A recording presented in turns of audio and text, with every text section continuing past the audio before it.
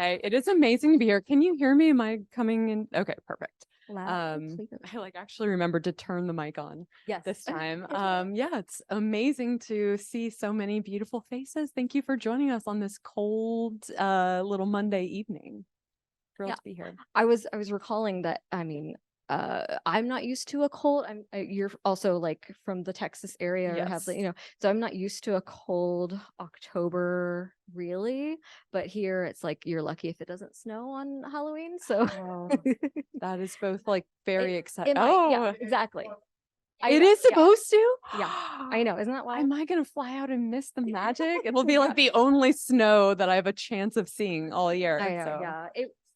thank you. Thank you. It won't stick probably, but we'll see. Anyway, but thank you all for coming tonight to talk about Midnight is the Darkest Hour. I've got literally so many different versions of this book because I had the galley, and then when we went to Detroit for Heartland Fall Forum, I left my copy at home, so I grabbed this and I started reading this version. I also have the audiobook just in case I need it. Oh, I love you. So we're all, here to talk about this wonderful book. I want to start with actually the the description on the back of the book doesn't say anything about the book, but in a cool way. So is that on purpose, do you think? Oh, that's such a cool question because there was nothing harder than trying to figure out how to talk about this book without spoiling anything. And I feel like in my last two thrillers, I have my team and I have gone like a little too far, revealing too much. And this time I was like, no, we're going to be mysterious. We're not going to reveal anything. There was something about this book that I really wanted to say on the back cover copy, but my publicist was like, it's a spoiler. So because I felt like it would draw readers in and make readers go like, oh, okay, maybe this is up my alley. But my publicist was right. It would have spoiled like some twist you don't get to until like 60% of the book. For sure. Yeah, but the twists start coming so early in this book that it was like we could only talk about like the first 10%. Yeah. So that's why it's vague. Yeah, absolutely. I love that. And I agree with that idea because I was not expecting what I got. Ooh. And that was really fun. So, sometimes horrifying, but mostly really fun because you don't get that a lot. I feel like I read the backs of so many books and I get much like a movie trailer. Sometimes you see a movie trailer and you're like, oh, I know what that is. I don't need to watch it anymore. But this one, I was like, I had no idea. Now I have to find out. Actually reminded me of the experience of watching Hereditary. Oh, I have not watched that out of fear of how scary everyone has told me that is. Considering what you've put me through. Okay. No, just kidding. Okay, fair enough. I will watch Hereditary. It's because the way that it was pitched to me was that movie is like a ritual sacrifice from the point of view of the animals, from the ones being sacrificed. So but that doesn't tell you anything about what actually happens in the movie. And you still are like, what the hell is going on? So much in the same way as this. What is happening? What am I reading? Anyway. So I love that. That's every thriller writer's dream is to hear that. Yeah. So you got there. I have three things that I need to get off my chest. Okay. So I'm going to tell you those three things. And then are we in a fight, Rachel? Yeah. Okay. No, just kidding. No, we're not. But I do have to, the first thing I wanted to say, because it had to be said, was there's a chapter in this book that messed me up so much that I had to read 2 other books to cope. So is it weird that that's like warming my heart? I literally wrote in there, I was like, you better take that as a compliment because it is a compliment. And I know you'd like that. Yes. Also, this is just funny to me as I started reading this book, the first song that came on Spotify was Louisiana Man by Bobby Gentry. Not thematically appropriate at all, like if you listen to it, but I just the Louisiana of it all. Yeah. And then the most important question is when I start a band, can I name it Uncle Sam Jesus Christ Bonanza? Yes.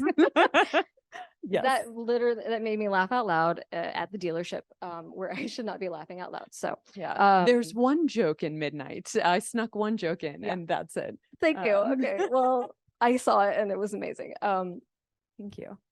So the funny thing about this book is it doesn't really like I kind of alluded to, it doesn't really read what I expect of a traditional thriller. Mm-hmm.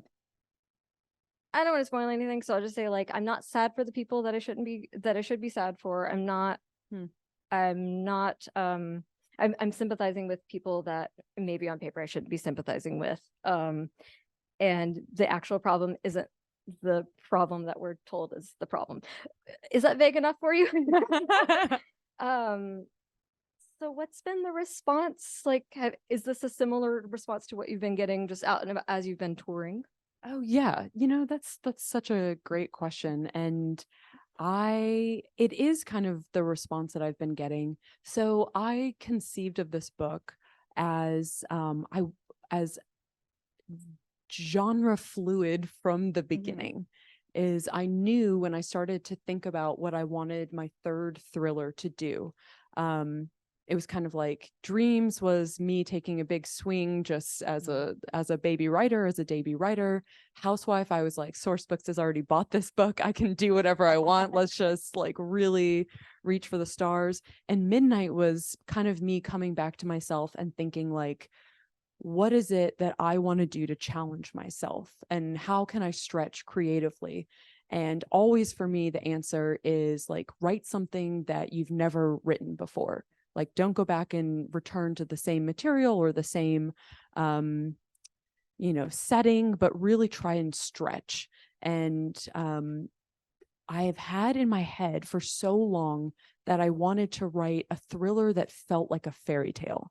And by that, I mean like a thriller with the narrative voice, and the sense of possibility of a fairy tale, where my readers reading it thinking like, this is both so beautiful and deadly and dangerous. And I also feel like this book could take any turn, and I wouldn't be surprised, or I would be surprised, but like this book could do anything to me. And so there was a very kind review of this book by Bolo Books. He's Christopher. He's like a thriller genius, and he does a lot of reviewing where he's like, this book shouldn't have succeeded because it is so many things at once, like a thriller, a horror, a romance, a Bildungsroman, because my characters are about 17 to 23, my youngest characters that I've ever written. And he's like, and yet it somehow succeeds despite being like just this grab bag of things. And that is always what I intended for it. And I pitched it to my agent, because you always, as a writer, first you have to pitch your agent and convince them to let you write this book. And then you have to turn around and pitch your editor and convince them to let you write this book. And so for my agent, I said, okay, Melissa, I want to write a thriller that has the emotional tenor and fervor of, that the first person you ever fell in love with when you were a teenager, and they're usually like the exact wrong person for you, and they're like a bad girl, a bad boy, whatever, and you are prepared to like burn the world down in defense of this first love, because it's the most emotions you've ever felt. It's like, I want this book to feel like that for my readers, and I want them to become so emotionally invested in the bad people, so to speak, that they are just right there. They know better, but they're right there being like, yes, you go like burn things down, you go like do all the things I know are wrong. Yes. Well, and speaking of, how early in the writing process did Twilight become a thing? Oh, we've gotten to Twilight already. Yeah. No, because I have to know. I It's love a it. burning question that I have, and I'll explain why. But go ahead. Okay. Yeah, no. So would it help for everyone if I give like a quick little summary to catch you up on what like back cover copy, for anyone who hasn't read? Okay. So Midnight is the Darkest Hour is my Southern Gothic thriller. And boy, do I love Gothic literature, by the way. So it is a book about two outcasts, two misfits in the small coastal Louisiana town of Bottom Springs. And these two misfits are the preacher's daughter, Ruth Cornier, who is like the model of good girlhood in Bottom Springs. And by that, she is a wisp, a self-described wisp of a girl who understands that she's supposed to be seen but not heard. That's what her parents and the town expect from her. And her best friend is the very unlikely, or the most unlikely person in town to be her best friend, the boy Everett Duncan, who is the foil to her. He is the son of the town drunk, and this man is a vicious drunk, and he's hated by everyone. And Everett is thought of as this like feral freak kid, and no one wants him around. So they become best friends, and something happens that bonds them, that I won't spoil, that bonds them for life and makes them very, very close.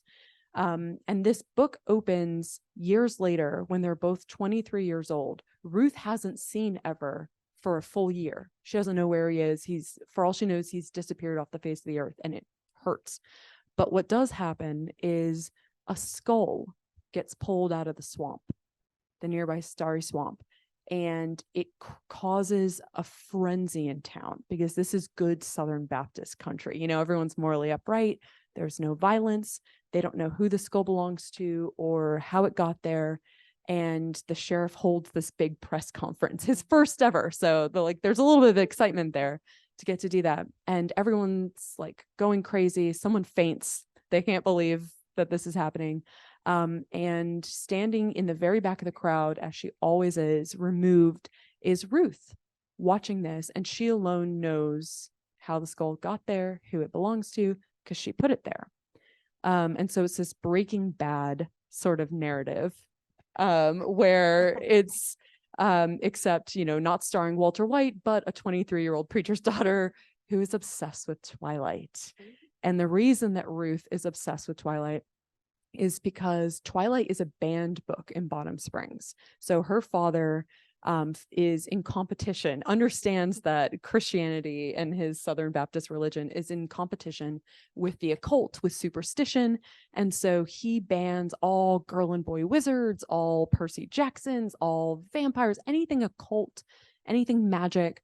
And so Twilight falls into that category. But Ruth, in the first of her small rebellions that grow and get bigger and bigger, finds Twilight in an abandoned cardboard box at the library, reads it, and becomes obsessed with it. So I did not know that Twilight was going to play such a central role in this book. I knew going in that Ruth, who is this huge reader, books are her lifeline to a world outside of Bottom Springs. I knew that there was going to be a book that when she was a young teenage girl, she fell in love with and became obsessed with, and it changed her life. And I remember thinking to myself, but what book could have that much power over a teenage girl? Think, what could make a teenage girl completely obsessed? And then I was like, oh my God, obviously the Twilight mania. Remember that? And I was like, of course, the Twilight Saga. And it worked. The more I thought about it, it worked on so many levels. The first is that, Ruth falls in love with Edward Cullen at 14, the way that so many people did. He's a vampire. Vampires play a big role in this book. And the idea of vampirism, of sucking something out of someone else to have it for yourself. I knew that I wanted this book at the heart of Midnight. It's like an examination of teenage girlhood and the softness, but also the monstrosity of teenage girlhood, especially the monsters we force teen girls to be. And so I loved the idea of Twilight because it's so thematically linked to Bella eventually stepping into her own monstrousness. I reread the Twilight Saga before, really getting into the heart of the drafting once I decided it was gonna be Twilight, so I could make sure I knew what I was talking about in this book. And there's this line in book 3 where Bella, okay, spoiler alert for anyone who hasn't, you can never be too careful, but Bella has become a vampire with Edward. And there's this incredible line where she says, I was always a monster, I think, deep inside. And my relationship with Edward is the thing that let me step into it and like fully own it. And I was like, damn, Stephanie Meyer, like that's powerful. And so in this book, I'm making this argument about why a book about being loved in a way no mortal person can love, another person, and then becoming a powerful monster, like why that is such a enticing, compelling prospect for teenage girls. So I was like, okay, this is great. And I also love the fact that Twilight is so condescended to by so many people. Like the most controversial choice I made in writing this book was not the many people I killed, but it was the fact that Ruth reads and enjoys Twilight, because in so many of the reviews, people are like, I love this book. It's got Twilight in it. And that's like all it takes, 5 stars. Or opposite end of the spectrum, like, oh, this book is trash. It's, like Twilight's in it. Yeah. I'm like, this book is still so controversial so many years later.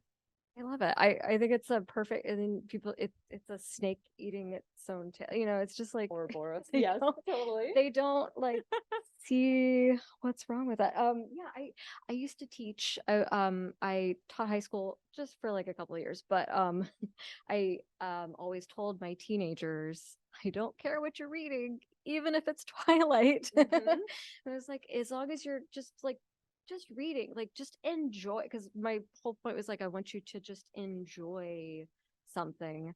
But of course, yeah, book bans and stuff like that, which is like so topical right now in particular. Book banning is a huge problem in this book, and really drives the narrative. Yeah, I don't know. The funny thing is though, like I see girls come in here all the time, and they are very excited about like a book that I know enough about to. I haven't read it. Okay, I'll be fair, but I know enough about, and it's like there's a toxic relationship happening in here. So I always just kind of hope that when they leave the store and they read this book, they see that, But anyway, I'm not going to ban a book because I'm not a scab. I'm not a. But anyway, the story is chock full though of literary references. I see that PhD coming through, much like in with S.A. Cosby. Like I felt like I'll get to that in a minute, but I felt like I was like their spiritual cousins of some sort. What a compliment to me. Thank Because you. like I was just like, oh, I see, I know what you've read. That's awesome, But do you think the book banning crowd will ever understand that the most subversive content that is like in the schools, it's already in the schools? It's already in the schools. It's like everything like canonical. Canterbury Tales. Yeah. Yep. It's what we teach them already, and they don't realize that. I think it's so funny.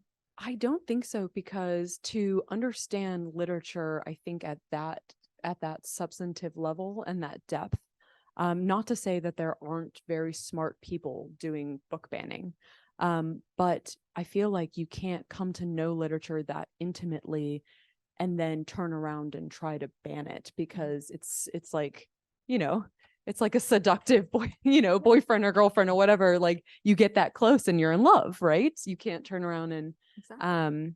I say that, and that's absolutely false. Like history, I'm devil's advocate to myself, because a lot of really terrible people were really well read.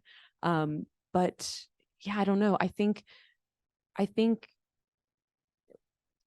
everyone understands that books are like the primary building blocks of democratic thinking. And books are the language, books are things that unite people, that give people lifelines, that foster empathy and freedom of thinking. And all of those things are very dangerous if you want a docile and submissive public that is just going to, say yes to what you're doing, and not protest the things that you're doing, and not vote against you, and think that things could be better, who can't imagine a way out of, whatever life you've given them if you're a person in power, like a politician. So books are the most dangerous things. It makes sense. It makes evil sense for people in charge who don't want things to change to go after books. Like that is, it checks out, as horrible as it is. So yeah, I think both and it is such a freedom or such a threat to freedom that I just spent both the books that I wrote this past year, both my rom-com and my thriller, are all about book banning and, librarians. They're both librarian characters. So I have a lot of very passionate feelings and thoughts, especially since I'm from Texas, which is like ground zero, Texas and Florida, for book banning and trying all sorts of like tricky little laws to stymie booksellers. And I was actually at a recent lunch talking to the CEO of Follett, which is the company that sells books to schools, to school libraries. And I was just like, oh my God, how are you doing? Like, what is life like right now? And she was like, it's a nightmare. I cannot, like, she is personally being sued by politicians and like Moms for Liberty, like she and her company. It's just, and she was like, I don't know how to continue doing what I'm doing. And she was talking to me a lot about, she feels like if I give school librarians, like some of the shortcuts that they want to just not piss people off, like offer some books but not others, then that's a huge problem for her because she doesn't want to do that. But if she doesn't, then they won't buy any books at all. And so then anyway, the kids are they're suffering either way. suffering. Yeah. Yeah. Sorry, that was way more on book banning than you probably were expecting, but fair enough. Yeah.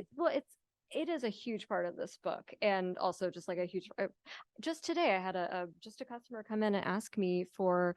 She was just going down a list of books that are banned at some local school, and as we were going down the list, I was like, "Oh, this is a young adult book," and she's like, "Why is it being banned?" I was like, "Probably has sexual content in it." Like that's like the long and short. They're so afraid to let like.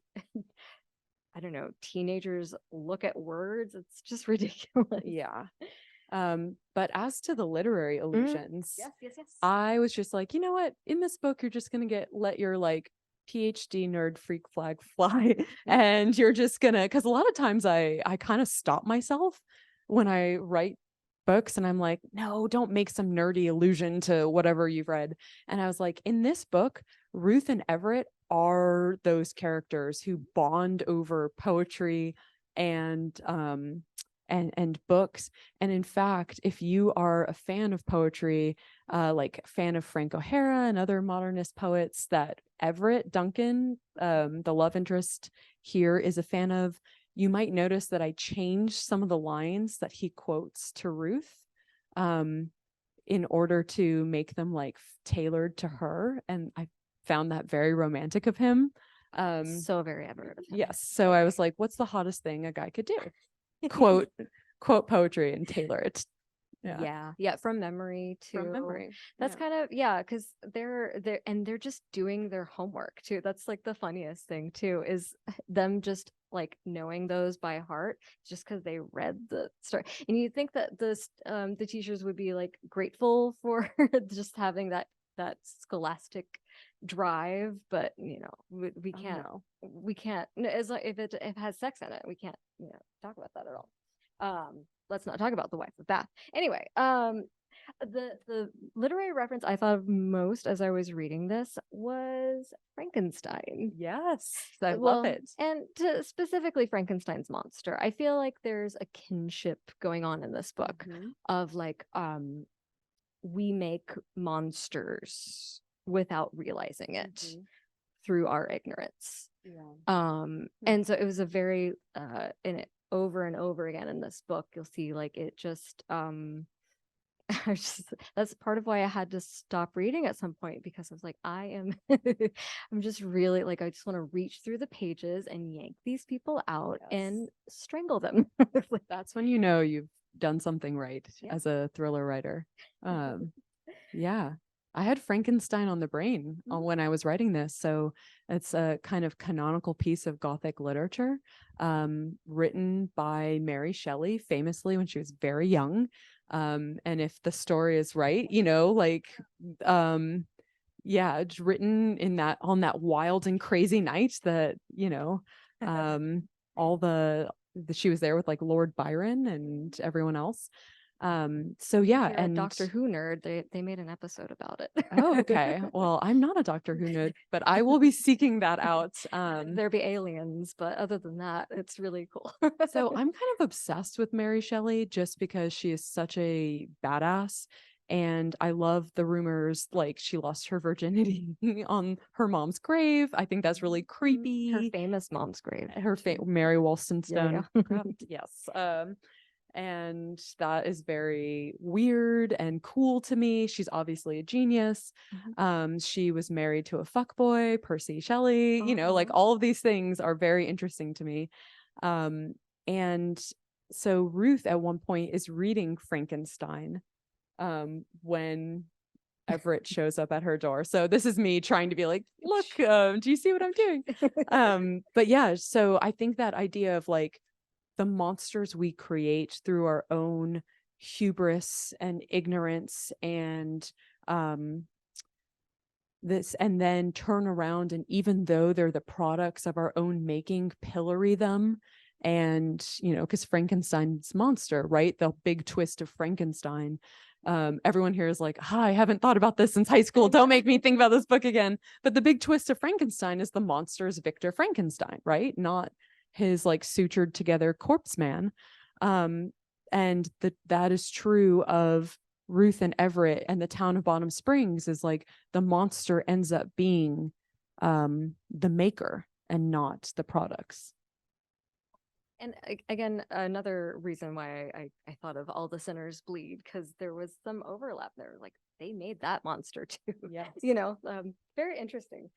Okay, so as I was reading this book, I found myself, just as background, I was born in Texas. I was there until I was 16, and then I lived in Oklahoma.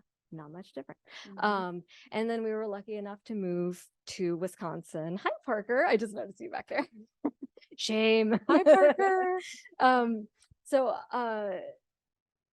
lucky enough to move here. We literally jumped at the chance to move to Wisconsin as soon as possible. And I understand that Wisconsin has its own set of problems when it comes to like politics and blah, blah, blah. But in comparison, it felt like just a absolute beacon of hope for us because I didn't want to be there anymore. Because of my semi-religious upbringing, this book was harder to read than I anticipated.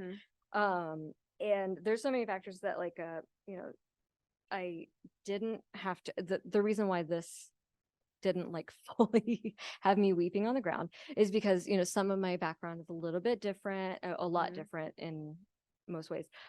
Was writing this book for you, was it touching a raw nerve, or are you at a bit of a remove now, or like, because I assume you have a religious upbringing as well. Yeah.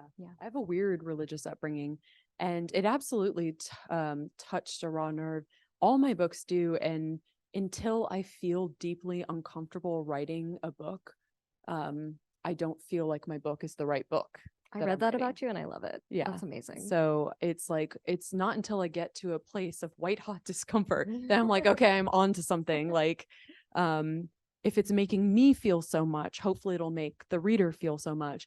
And if I can take this brave step of putting everything that I like am ashamed of in myself, or hate about myself, or am questioning about myself on the page and explore it through fiction, maybe that'll open a space for the reader to kind of come to it and have their own thoughts and experiences, knowing that there's company. So for me, I grew up not religious at all. Navy brat. We like moved every 2 years. So I was always just like the shy kid in every room and every city. I left a trail of like those little lockets, those heart lockets, like best friend lockets across the country. Yes. I know those lockets. I remember those. So, and it wasn't until my family like settled in this community in Southern Florida. So we get to thank Southern Florida both for the church in this book and the swamps in this book. So this swampy place in Southern Florida, that they found a church, and they went from like 0 to 160 with religion. And all of a sudden, as I was turning like 14 and going into high school, My parents just became the most like uptight Southern Baptists, like fundamentalist Southern Baptists you could imagine, and dragged me to church. And it was like a mandatory thing that I have to sit in the pews and listen to, like, and woman was born of the created the rib of Adam and blah, blah, blah. And I'm just sitting there like thinking like, this is absolute bullshit, at a young age. And they're going into church really coincided with me entering my rebellious girl era. So before that, I had been a wisp of a girl, much like Ruth. She's very near and dear. And going into high school, I was like, let's try everything that we can. And let's be like, it was my Reputation era for the Swifties. And so that was just the perfect storm. And I have this distinct memory of coming home from school one day when I was like 16 or 17 and finding my mom waiting for me in my bedroom. And I had this like swivel chair at my desk, and she like swiveled around like a Bond villain, it's basically like, and she was like, we need to talk about the state of your soul. And I was like, oh boy, canceling all my plans tonight. I guess we're not going to do our homework at the friend's house. We're going to talk about my soul. No, it was just a lot. And then to add to this mix, I met a very nice boy in church who turned out to be a felon. And I fell madly in love with him. And so I come by like the bad boy thing honest. And made a lot of terrible decisions. My mom's somewhere out there like fainting, like that I'm spilling all of this family tea. But so that experience, I was forcibly baptized in a giant pool in the middle of a church. So that was not fun. And I was also locked in my room for 48 hours at one point when my parents really wanted to make sure that I didn't go out and see my boyfriend. So there were a lot of like strange things. And yet my fundamentalist church experiences pale in experience to a lot of other people's. So I know that much. And I also, in preparation for writing this book, became really obsessed with more obscure strains of Christianity here in America, like Pentecostal, like and snake handling, which is an even more niche version of Pentecostal. And so the religion that you get in Midnight is the Darkest Hour is like a little bit of what I experienced, a little bit of like the Southern Baptists of my friends who stories that they've told me, and a little bit of Pentecostal and other things mixed in, which really just tracks for just like Christian subsects anyway, because they're all making that shit up anyway. And they're just like cobbling stuff together. And the smaller the towns are, the more likely it is that you're just that might be the only place that preaches that particular sermon, like it gets pretty wild. I have this conviction that the same thing that draws like young teenage girls to reading and falling in love with Twilight is the thing that draws people to like Southern Baptist churches. And by that, I mean like a desire for connection, a desire, like a desire to be to imagine being loved in ways that you don't earn, that are so much greater than anything like another mortal person can give you, and a desire for transcendence, like whether that's to achieve mortality because you've become like a sparkly vampire, or to achieve mortality or transcendence and immortality because, after this life, heaven's waiting for you. It's like these same impulses, I think. And so I wanted to make that argument in this book. I want to be the chosen one. Right. I want to be chosen. Yeah. No, totally. Yeah. I believe that. That's crazy. I'm just so lucky that my experience was more stringent in like church going when I was younger, and then we moved and my parents didn't like the churches that were available nearby, so they were like, whatever. Yes. They're just lazy enough. God, Yeah. But This book has found so many preachers' kids too. I Yes. swear to you that about 75% of the interviews I've done since publishing Midnight begin with like, by the way, I'm a PK, which I had to learn quickly was preacher's kid. Yeah. And I was like, wow, this is really finding its way. Yes. And I like PKs to are a joke. specific They thing. are. I like to joke that did anyone read the Left Behind series of like the apocalyptic books? And I know yes, about it. yes. Okay. Is that the I one? did not know that there were comic books. Just Is that the one where they're rapture, or like they're left behind after being the rapture happens, and yeah, you're left behind. Those books scared the crap out of me when I was a teen. And whenever someone asks me like what the scariest book or movie or whatever I've ever read, it's always Left Behind. It turned me into a little psycho when I was a teenager because I read them and then I would go around and be like, oh my God, the pattern of leaves on the ground is 666. I think the rapture is coming, or like, just like paranoia. And I was on tour with a horror writer until this past weekend. And so all of the questions about horror, she's like, yes, Rosemary's Baby, like actual horror. And I'm like, Left Behind, man, that'll get you like when you're a teenager. Yeah, for sure. Yeah. I mean, well, PK would not be allowed to watch Rosemary's Baby probably because, that's where the demons are or whatever. I wasn't allowed to watch Buffy, which was sad. My favorite show. I know. Have you gotten to watch it? Oh yes, Okay. yes. Okay. I The need to first know. thing I did when I got a little bit of freedom was I was like, all right, Ashley Winstead's list of things that we didn't get to watch. Literally wearing a Buffy shirt We're tomorrow. gonna binge through all of these, and then I turned into a completely different person. Well, and speaking of vampires, Yep. I love how the mom in this is like, it doesn't she fall in love with a demon? Like just the level of ignorance is just like so delicious sometimes. It's just like you don't even know what's happening. I'm trying to I think I might have another question banked here, but honestly, I want to know if there's anyone in the audience who has a question, or if you want to think about it, but raise your hand.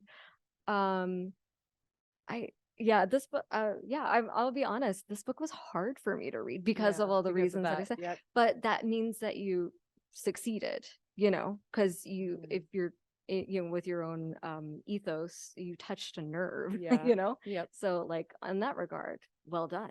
Oh, thank you. Yeah, this is why, because I tend to write books like that for better or worse. That about half of people are like, nope, too much for me. But that's why I believe so strongly in content warnings. And I didn't even realize when I started out with Dreams and said to my my publisher, like, and here's the content warning for the beginning of the book. They're like, oh, okay. Where do you want us to put this? And I was like, can it be on a page by itself in the front? And they're like, okay. And now they're like putting a lot of content warnings on a lot of their books. And much more common. Yeah. So I've always felt like, yes, at least give people that warning about what they're in for, and we're not going to re-traumatize anyone. Yeah. Weirdly enough, I think I'd probably find less trauma in The Last Housewife. Fascinating. than this book. Because that's, like, I don't know. I spent the whole The book only person ever. I know, right? To say that. I mean, of course, I'll have to actually read it and then I'll get back to you on that. But like, I was scared of that book because, Parker warned me. But for me, it was a matter of like, this is, it gets more personal for me in this book. Yes. You know what I mean? Yeah. It's delicious though. No, Does I anybody understand have that. any questions? Yes. Oh.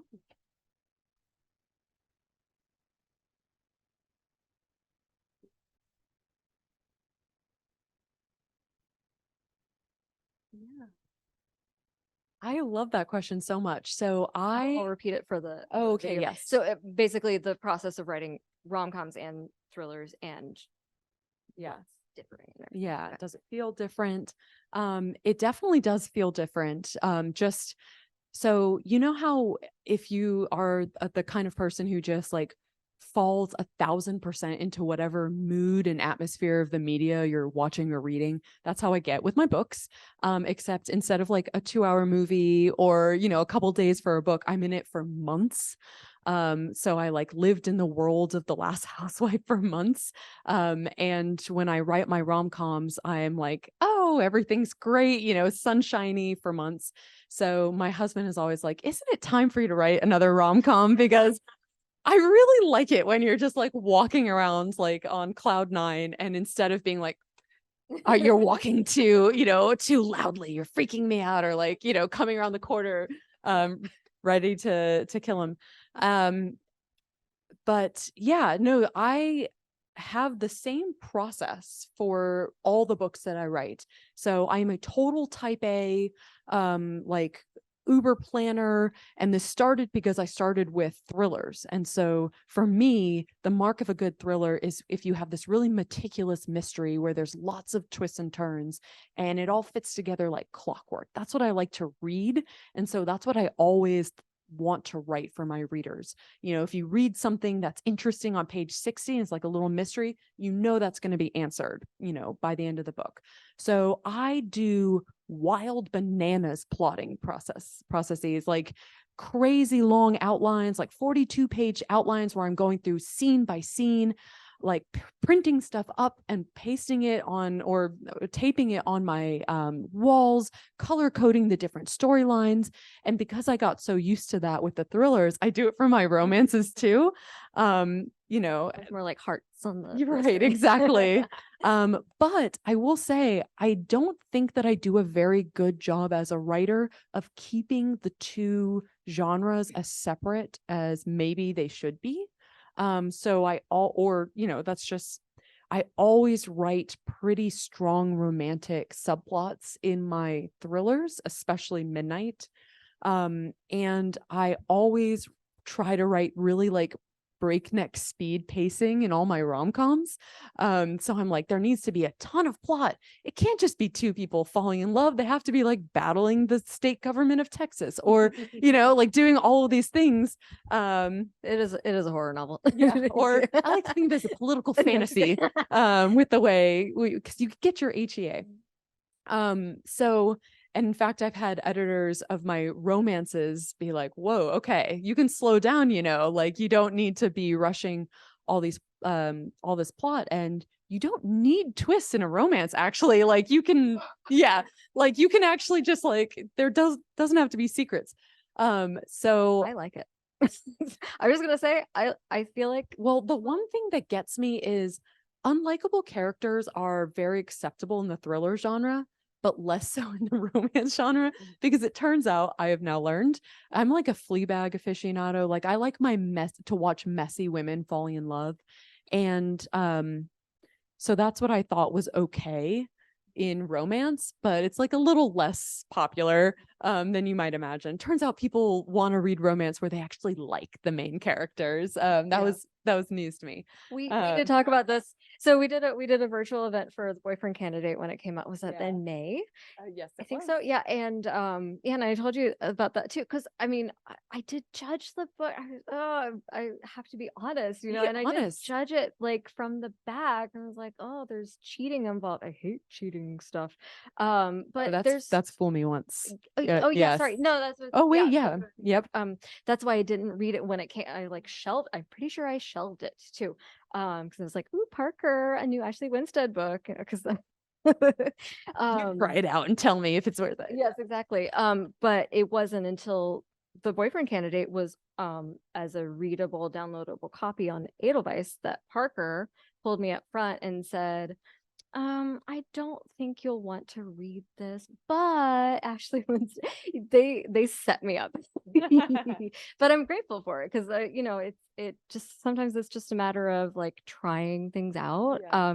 But yeah, it's harder, not harder. It's romance readers are expecting certain things, but I appreciate being given more than I was expecting, which is what you do. Because I feel like a lot of the times the books that I put down, the romance novels especially, are the ones that I feel like they're just it's just what it is on the page and there's nothing deeper than that. But I want something deeper than that. I like to read, and even though I love a happily ever after, like I got a brain, like give me some, feed my brain. You want So to work for it. yeah, exactly. And So that's what I, thank you. that's why I kept reading your books, and so I put down other books because there is there is a void that needs to be filled, and so keep doing what you're doing. Well, I appreciate that. And I, like full confession, I'm a messy, flawed human being who's made a lot of mistakes in her life writ large, but especially my romantic life. And I was like, there should be some, an HEA out there for the messy people like me. But it was a real learning curve for me with romance because actually there were authors who we sent the book to who were like, sure, happy to blurb, and then saw the cheating element. We're like, sorry, I won't, can't even read it, which is more power to them. You choose what you want. But I was just like, oh, this is a really big thing. Like this is actually like an obstacle. So back to your question, because we went in some places.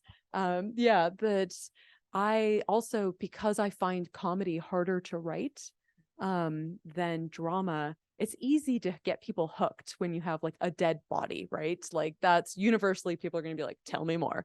But when people are going into a book and they know how it's going to end, which is your HEA with romance, it's harder to keep them hooked. And my process is I read my entire romances out loud to my sister, poor sister. And she has to listen, and I watch her carefully as I'm reading it, and I'm scrutinizing her to see like if she's laughing at the jokes, and if not, I'm like, oh, back to the drawing board, Is there duct tape involved? Or is she a nice sister? No, she's a nice sister. Okay, good. Actually, I started because I got addicted to reading my books out loud to her. She was actually stuck with me during the pandemic, which is when I wrote these books. So she could not get away. But because I got addicted to it, when I started to imagine Ruth's voice for Midnight, which was this like fairy tale-esque voice and this particular cadence and full of literary allusions and just an odd kind of voice that I hadn't experimented with before, I wrote the first chapter, read it all out in a voice memo, and sent it to her and was like, can you please listen to this and then tell me your thoughts? So she's my ride or die. Honestly, God tier sister. Like it's hard to find those sometimes. I know. That's awesome. Does anybody else have a question? Yes, and one and then the other. Okay. Yeah.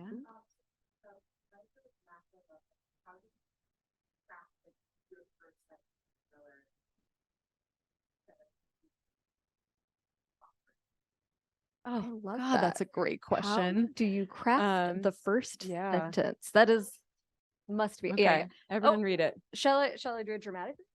Yeah, let's do it. Okay, hold on.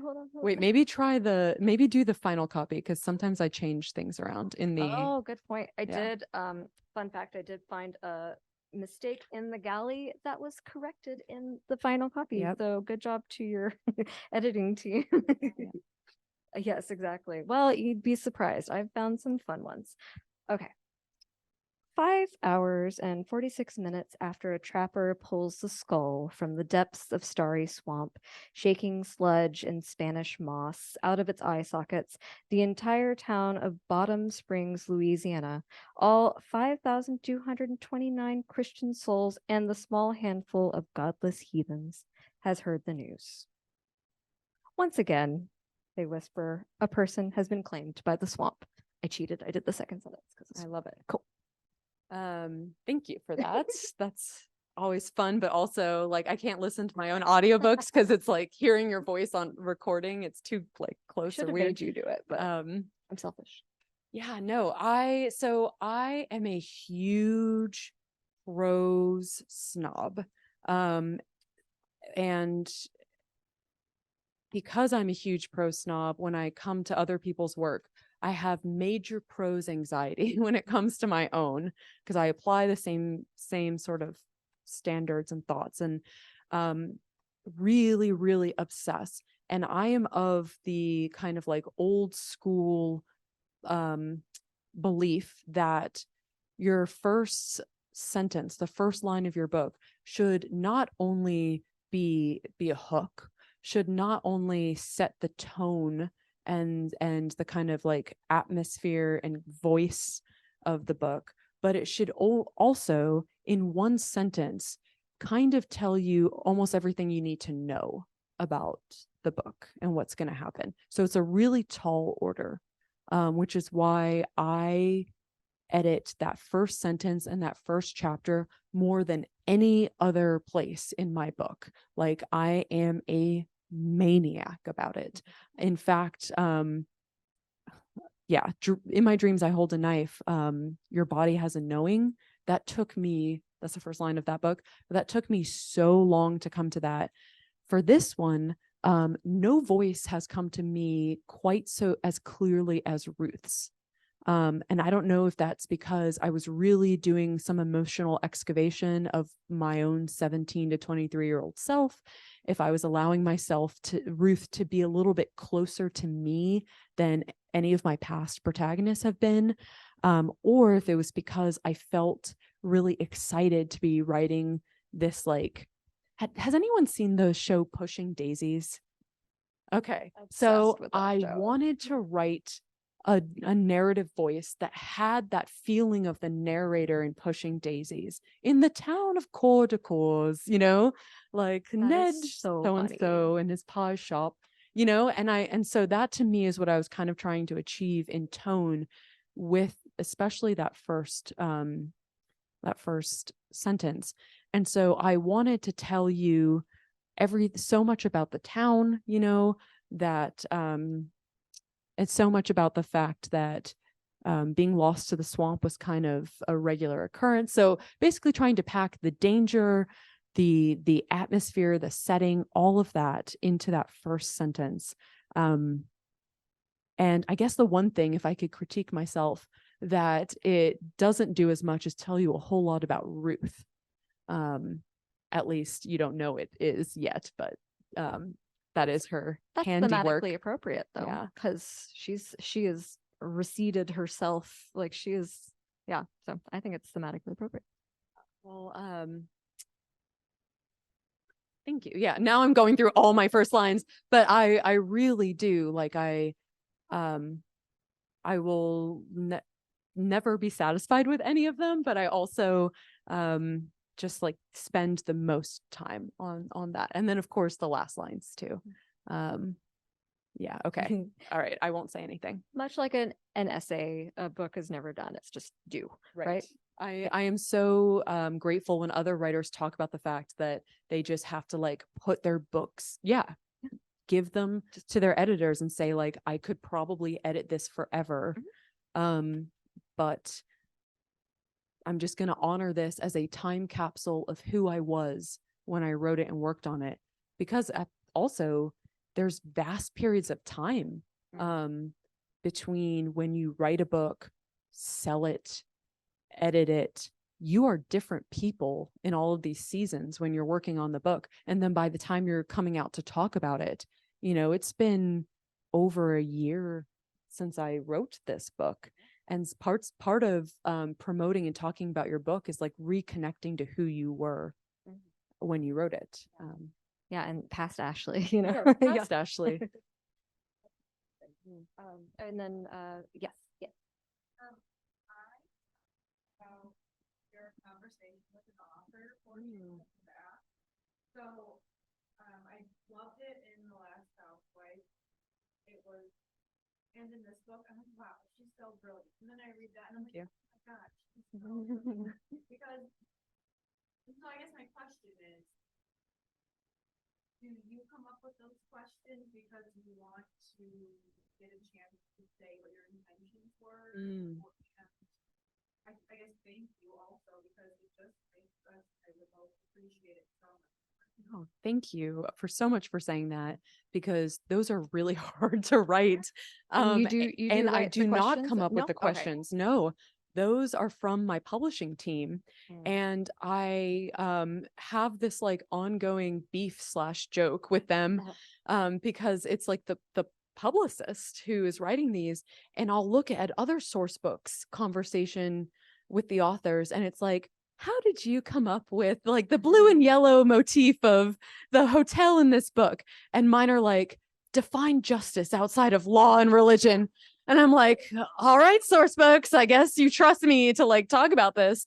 Here we go, like going back to my PhD stacks, and I'm like, all the books, all the theory, like what do I say? How do I no, it takes me so long to write those the answers to those, and I go over it so as painstakingly as like any other part. So to know that you're enjoying them and just even reading them means a lot to me. And it is really refreshing to be able to write those. Like I kind of miss it when my rom-com publisher doesn't have me do those.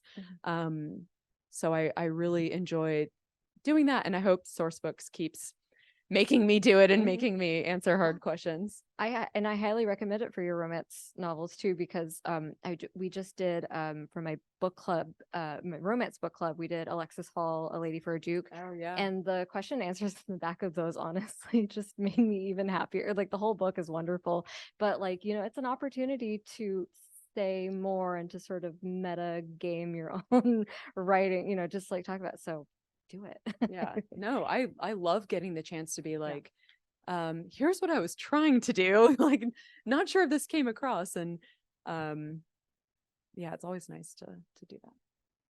Well, one more question and then we are all set. Yes, ma'am. Going off that, Yeah. that very much of that stuff. Writing the book, that way, Yeah. but I think like to hear that you wrote your own stuff and that each one, which I totally with most authors do, but not everyone does. Yeah. How it comes to me, but I feel that I felt closer to as your reader because of that. So to hear you say that was your goal is like, as soon as you said it, I was like, oh my God, I can't. Yes. Thank you, Carissa. That means so much to me. Felt like I for like first date. The hell are you? No, But I haven't. No. I feel like Yeah. Well, I like Kirsten White too. I love her. Yeah. Okay. Thank you. So the recommendation is The Dark Descent of Elizabeth Frankenstein by Kirsten White. Love it. Fantastic. What a great one to end on too, because I love that about, yeah, I agree. Like you're especially very active on social media and like using it, Some would say too much. Yes. but using it in a way that makes it clear that you care about what you're doing and but you also care about like what the impact is on people, which, you know, it's and I totally get when authors don't want to, you know, for their own like personal emotional reasons, but it does feel nice to be able to have that back and forth of like, I see you in this book and I appreciate that you put that in, you know, like it's just, it's nice to see. Right. Yeah. Yeah. That's if you looked lovely. for it in every book, then, you know, you'd be looking a lot, you know, so. Well, to me, like social media, I know, Carissa, you just said like it feels like a rare gift to be able to connect from the author side too, because you write your book in isolation for the most part. Like there's a little cave in my house where I go and sit, you know, and write my book from coffee to wine, every single day, 7 days a week, and you're just like putting it out there, hoping, and then to be able to, you know, the feedback is sometimes, you know, we'll put the feedback part aside because that even good feedback can kind of mess with your head.